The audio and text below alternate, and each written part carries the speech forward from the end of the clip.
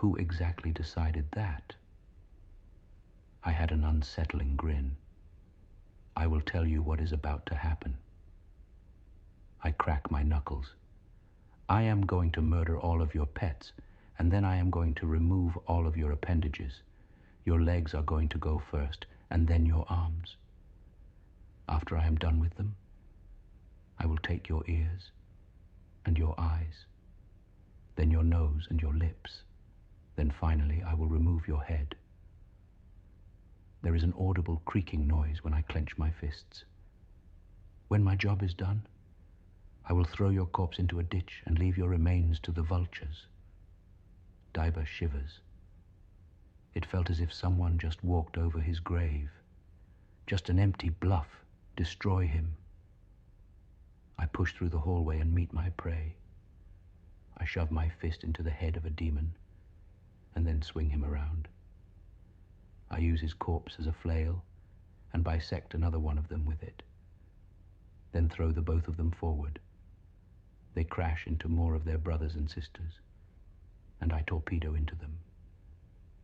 The resulting collision makes them burst into a cloud of red mist. I was soaked in their blood already, and I had only begun. A darker swings their scimitar, and I catch the blade in the palm of my outstretched hand, before plucking both of his eyes out with my fingers. I take his weapon and stab another darker in the head, after which I break one of his legs with a kick, forcing him to his knees, and then I grab his head with both hands, at which point I twist it around. The sickening crack could be heard echoing throughout the maze. Diber was beginning to realize that I was serious. The demons begin to rush towards their target, but due to how crowded the hallway was, I had a ridiculous advantage. It was like they were running directly into a blender.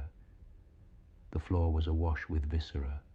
Cartilage and bone made a mess of the hallway as I pushed ahead.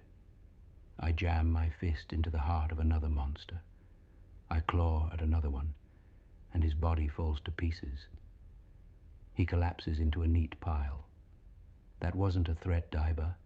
It was a promise. I yell, and then I take the severed head of one demon and punt it. It flies towards Diber and hits the mage on the head. His forehead was bleeding.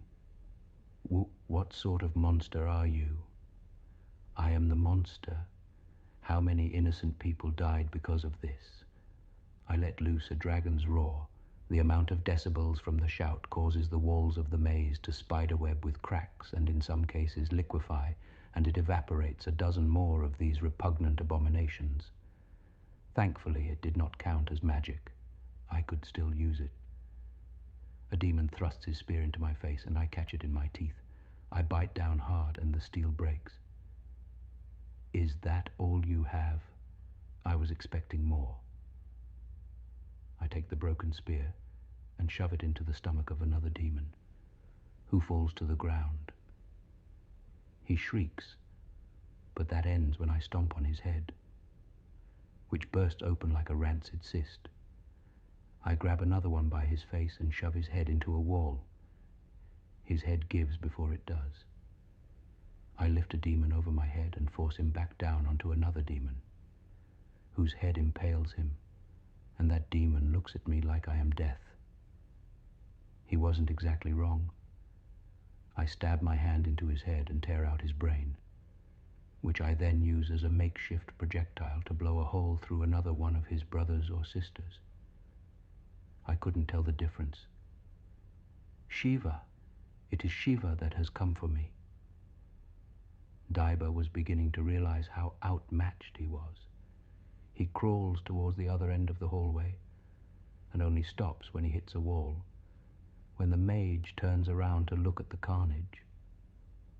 I was already almost done.